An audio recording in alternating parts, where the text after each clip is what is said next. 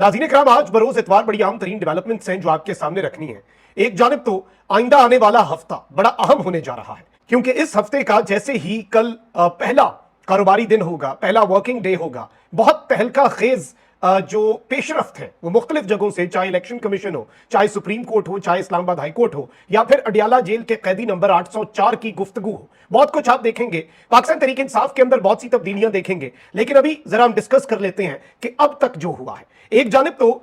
इमरान खान साहब और पाकिस्तान तहरीक इंसाफ के बदतरीन मुखालिफिन ने भी उन्हें एक सियासी हकीकत तस्लीम कर लिया है और पाकिस्तान तहरीक इंसाफ के साथ बैठने पर रजामंदी जाहिर कर दी है। लेकिन वहीं दूसरी जानिब मुल्क में मार्शल लॉ के सायरन जो हैं वो गाहे बगाहे पॉलिटिकल डायलॉग ना होने की सूरत में बजाए जा रहे हैं। क्या ये खतरे की घंटी है, या फिर ये सिर्फ और सिर्फ डराकर सारे पॉलिटिकल स्टेक होल्डर्स को एक पेज पर बिठाने की एक कोशिश है? इसे भी हम जरा डीकंस्ट्रक्ट करके एनालाइज करेंगे। वहीं दूसरी जानिब चीफ जस्टिस के खिलाफ रेफरेंस, घर के भेदी ही लंका ढाने लगे हैं। और इस मुल्क के अंदर आपको पता है कि उल्टी गंगा बहती है, और इस मुल्क के अंदर कुछ चीजें इस तरह से होती हैं कि जो नहीं होनी चाहिए, और जो होनी चाहिए वो कतन उनका इम्कान भी नहीं पैदा होता, क्योंकि पाकिस्तान को सरजमीने बेआईन बना दिया गया। इसके साथ ही साथ पाकिस्तान तहरीक इंसाफ में भी बड़े चेंजेस आप देखेंगे। आरिफ अलवी जो है उन्हें भी इमरान खान साहब की तरफ से अहम जिम्मेदारी मिल चुकी है। अंदर खाते पाकिस्तान तहरीक इंसाफ में क्या चल रहा है, लेकिन जो सबसे बड़ी और धमाका खेज खबर है मुक्तदरा के लिए और मुक्तदरा के हवाले से, वो नवाज शरीफ के घर के भेदी ने दी है। और नवाज शरीफ साहब के साथ बड़े करीबी ताल्लुकात हैं, नजम सेठी साहब की फैमिली टर्म्स भी हैं और दोस्ती यारी भी है। नवाज शरीफ साहब का बयानिया जो है उसे भी वो गाय बगाए टो करते रहते हैं, लंदन में चाहे कश्ती की सैर हो या दीगर चीजें। सऊदी वली अहद मोहम्मद बिन सलमान का जो दौरा पाकिस्तान मुलतवी हुआ है, मौखर हुआ है, क्या वो मौखर हुआ है या मनसूख हुआ है, इस हवाले से एक अहम नुकता है। लेकिन पहले जरा ये वीडियो आपने लाइक कर लेनी है। हमारे चैनल्स को लगातार रिपोर्ट किया जा रहा है ताकि हमारी आवाज ज्यादा लोगों तक ना पहुंच सके, तो आप लाइक कर दें ये वीडियो और ज्यादा से ज्यादा कमेंट्स जो है वो लाजमी कीजिएगा। अब नाज़रीन इकराम, जरा आप इस चीज को समझ लें कि सऊदी अरब की जो अहमियत है वो पाकिस्तान के कॉन्टेक्स्ट में बहुत ज्यादा है। अब शेर अफजल मरवत जैसा एक पॉलिटिकल फिगर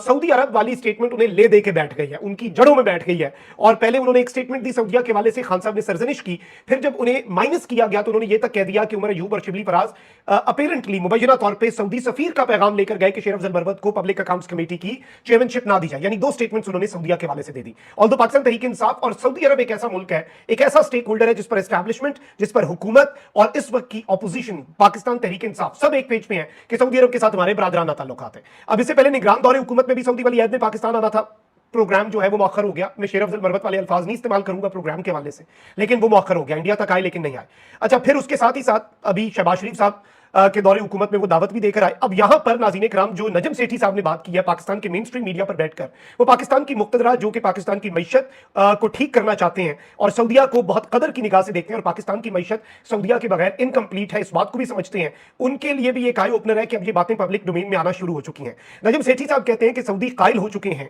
कि सियासी तौर पर यह मुल्क अभी मुस्तहकम नहीं, पावरफुल फोर्स है और अवामी फोर्स के दरमियान क्लैश चल रहा है। यानी कि उन्हें यह पता है कि इस वक्त जो पावर कॉरिडोर्स है और पब्लिक जो है उनके दरमियान एक क्लैश है और पाकिस्तान के अंदर पॉलिटिकल स्टेबिलिटी नहीं है, इसलिए मोहम्मद बिन सलमान ने दौरा मुलतवी किया। अगर तो हम नजम सेठी साहब की बात मान ले तो ये बहुत अलार्मिंग है इस कॉन्टेक्स्ट में कि आप खुद अंदाजा लगाए ना, फिर महीने बाद कौन सा ठीक हो जाना है ये सारा जो पॉलिटिकल इंस्टेबिलिटी है। मैं दुआ करता हूं कि ऐसा ना हो, और ये सिर्फ और सिर्फ उनकी अपनी मसरूफियात की वजह से, जो ऑब्वियसली कुछ हुकूमत के करीब साफी रिपोर्ट कर रहे हैं शहबाज शरीफ ग्रुप के बिलखुसूस या मुक्तदरा के, कि मोहम्मद बिन सलमान और सऊदिया के अंदर उनकी अपनी मसरूफियात है। वो ईद उल अज़हा और बड़ी ईद के बाद फिर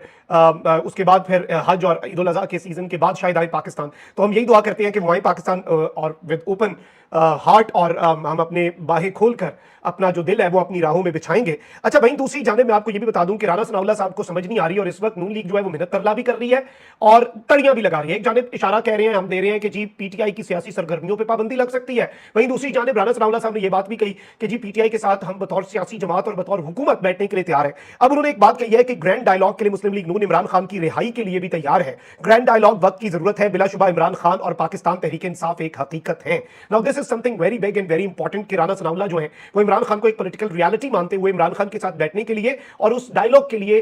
शर्त के तौर पर, पहले कॉन्फिडेंस बिल्डिंग मेजर के तौर पर इमरान खान की रिहाई की बात कर रहे हैं। क्या इनके पास ये मैंडेट है? क्योंकि एक तरफ मुक्तदरा जो है वो लगातार प्रेस कॉन्फ्रेंस के जरिए, प्रेस रिलीज के जरिए, चीफ साहब की स्टेटमेंट के जरिए, तीन चीजें हुई हैं पिछले 4-5 दिन में। आईएसपीआर की एक प्रेस कॉन्फ्रेंस, आईएसपीआर की एक प्रेस रिलीज और honourable chief of the army staff की स्टेटमेंट। उन तीनों को देखें और कैबिनेट कमेटी जो कि निगरान दौर में बनी, उसकी तहकीकात में इमरान खान साहब को उसका मास्टरमाइंड देखें तो फिर तो उनका बाहर आना नजर नहीं आता। लेकिन राना सनाउल्लाह साहब किस मैंडेट के तहत ये सब कह रहे हैं? वहीं दूसरी जानिब हुकूमत के जो तर्जुमान सहाफी हैं और नून लीग के तर्जुमान सहाफी हैं, उन्होंने डर और खौफ का माहौल बनाना शुरू कर दिया है कि जी पीटीआई का जो गैर सियासी रवैया है और पाकिस्तान तहरीक इंसाफ जो सारी सियासी हुकूमतों के साथ नहीं बैठ रही, तो मार्शल लॉ जो है उसके इम्कानात भी रोशन हो जाएंगे। मैं एक सहाफी को सुन रहा था और ये काफी अजीबोगरीब जुबान भी इस्तेमाल करते हैं पाकिस्तान तहरीक इंसाफ के लोगों के लिए, बिलो द बेल्ट भी खवातीन के हवाले से ये कमेंट्स करते रहते हैं, इस वजह से शायद नून लीग में ज्यादा पसंद किए जाते हैं। लेकिन मैं इनका नाम इसलिए नहीं ले रहा क्योंकि इन्हें मुफ्त की पब्लिसिटी नहीं देनी चाहिए, लेकिन इन्हें मेन स्ट्रीम चैनल्स पर बिठाकर मार्शल लॉ के सायरन जो है वो इंसाफ से बजवाए जा रहे हैं। लेकिन मैं ये समझता हूं कि इस करंट सिनेरियो के अंदर जब ये कहा गया कि इमरान खान की पॉलिटिकल पार्टी पीटीआई की मकबूलियत 7% है,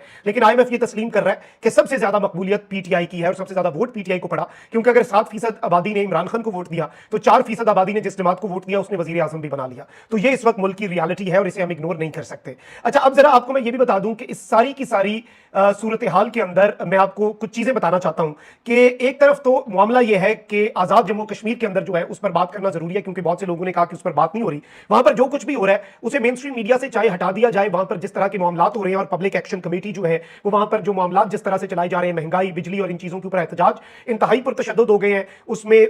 सैकड़ों की तादाद में मुजाहिरीन और पुलिस एहलकार के जख्मी और कुछ शहादतों की इत्तला भी है। अब सदर मुमलिकत जो है उन्होंने आजाद कश्मीर की सूरत हाल पर हंगामी इजलास जो है वो भी आज अवान सदर के अंदर बुलवा लिया हुआ है और तमाम स्टेक होल्डर्स को मामले के हल के लिए तजावीज लाने का भी कह दिया हुआ है। लेकिन मैं ये समझता हूं कि इस सब के साथ पाकिस्तान की जो एक इमेज इंटरनेशनली जा रही है और पाकिस्तान के मीडिया पर आप इसे रिपोर्ट ना करें, इंडियन मीडिया इसे किस तरह से रिपोर्ट करेगा, वही सब कुछ जो वहां पर हो रहा है, मैं समझता हूं कि पुरअमन तरीके से इस चीज को हल किया जाए, एज सून एज पॉसिबल इसे हल किया जाए और इस चीज के अंदर जो एक्सप्लॉइटर्स हैं